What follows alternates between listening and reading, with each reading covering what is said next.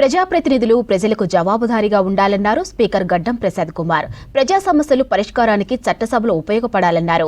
ఇక సభలో విపక్ష చూపిస్తున్నారన్న కేటీఆర్ కామెంట్స్ పై స్పందించారు స్పీకర్. బీఆర్ఎస్ ఓడిపోయినా ఇంకా అధికారంలో ఉన్నామనే భ్రమలో ఉందని మండిపడ్డారు. ఎమ్మెల్యేలు ఎమ్మెల్సీల ఓరియంటేషన్ ప్రోగ్రాంలో పాల్గొన్నారు స్పీకర్. ఇవాళ రెండో రోజు ట్రైనింగ్ ప్రోగ్రాం జరగనుంది.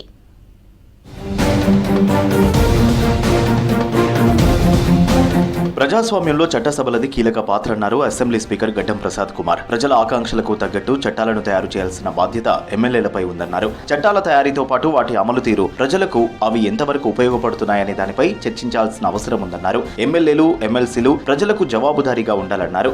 జూబ్లీహిల్స్ లోని ఎంసీహెచ్ఆర్డీ ఇన్స్టిట్యూట్ లో ఎమ్మెల్యేలు ఎమ్మెల్సీలకు 2 రోజుల లెజిస్లేచర్ ఓరియంటేషన్ ప్రోగ్రామ్ ను స్పీకర్ ప్రసాద్, శాసన మండలి చైర్మన్ గుత్తా సుఖేందర్ రెడ్డి, శాసనసభ వ్యవహారాల మంత్రి శ్రీధర్ బాబు, మండలి డిప్యూటీ చైర్మన్ బండ ప్రకాష్ ప్రారంభించారు. అసెంబ్లీ వ్యవహారాలపై సభ్యులకు పూర్తి అవగాహన ఉండాలని, అప్పుడే సభలో అర్థవంతంగా మాట్లాడగలుగుతారని చెప్పారు.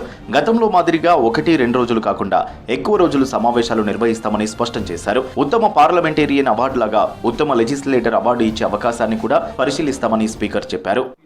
అధికార పక్షము ఎంత మంచి అవకాశం ఇచ్చినా కూడా ప్రతిపక్షాలు సద్వినియోగం చేసుకోలేకపోతున్నాయి. వాళ్ళు ప్రజలల్లా విశ్వాసం కోల్పోతున్నారు. ఓడిపోయినా కూడా వాళ్ళు ఇంకా అధికారంలో ఉన్నామనే తీరుతోని వ్యవహరిస్తున్నారు. నేను ఏకపక్షంగా వ్యవహరించడానికే నేను స్పీకర్ను, ఎవరికి సంబంధం లేదు, వాళ్ళు కూడా నాకు సపోర్ట్ చేశాడు స్పీకర్ గానికి. కేటీఆర్ ఈ విధంగా మాట్లాడడము ఆయన వ్యక్తిత్వానికి, మనస్తత్వానికి, ఆయనకున్న ఎక్స్పీరియన్స్కు. ఎమ్మెల్యేలు ప్రజలకు దూరం కావడానికి, ఓడిపోవడానికి పీఏలే కారణమన్నారు మండలి చైర్మన్ గుత్తా సుఖేందర్ రెడ్డి. ప్రజాప్రతినిధులను ప్రజలకు దూరం చేసేది వారేనన్నారు. ఎమ్మెల్యే కోసం ఎవరైనా ఫోన్ చేస్తే కొందరు పీఏలు ఫోన్ ఎత్తి దురుసుగా మాట్లాడతారన్నారు. దీంతో ప్రజలకు ప్రజాప్రతినిధులు దూరం అయ్యే పరిస్థితి ఏర్పడుతుందని చెప్పారు. ఎమ్మెల్యేలే తమ ఫోన్లను దగ్గర పెట్టుకుని నేరుగా ప్రజలతో మాట్లాడాలని సూచించారు. ప్రస్తుతం ఎన్నికల ఖర్చు విపరీతంగా పెరిగిందని, ఇది సమాజానికి మంచిది కాదన్నారు. కొత్తగా ఎన్నికైన 57 మంది ఎమ్మెల్యేలు ఈ ప్రోగ్రామ్ ను సద్వినియోగం చేసుకోవాలని సూచించారు.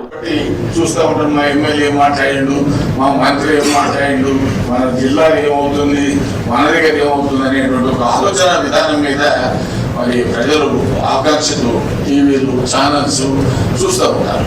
కాబట్టి మీరు తప్పనిసరిగా శాసనసభలో కానీ శాసన పరిషత్తులో కానీ ఎక్కువ టైము జరిగిన రోజులు జరపాల్సినటువంటి దాంట్లో మీరు హాజరు కావాల్సినటువంటి అవసరం. లెజిస్లేచర్ ఓరియంటేషన్ మీటింగ్ కు పార్టీలకు ఎలాంటి సంబంధం లేదన్నారు మంత్రి శ్రీధర్ బాబు. బీఆర్ఎస్ ఎమ్మెల్యేలు ఎమ్మెల్సీలు ఈ ప్రోగ్రామ్ కు రాకపోవడం విచారకరమన్నారు. ఉత్తమ ఎమ్మెల్యే, ఉత్తమ ఎమ్మెల్సీ అవార్డులు ఇక నుంచి ఏటా ఇవ్వాలని ప్రభుత్వం ఆలోచన చేస్తుందన్నారు. గత 10 ఏళ్లలో ఎప్పుడు ఎమ్మెల్యేలకు ఎమ్మెల్సీలకు ఇలాంటి అవగాహన కార్యక్రమాలు నిర్వహించలేదన్నారు.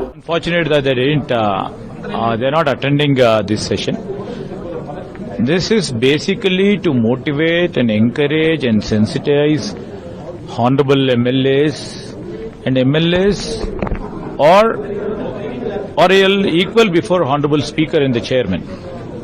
So we are quite surprised that these people are not coming, and they should have effectively used this platform.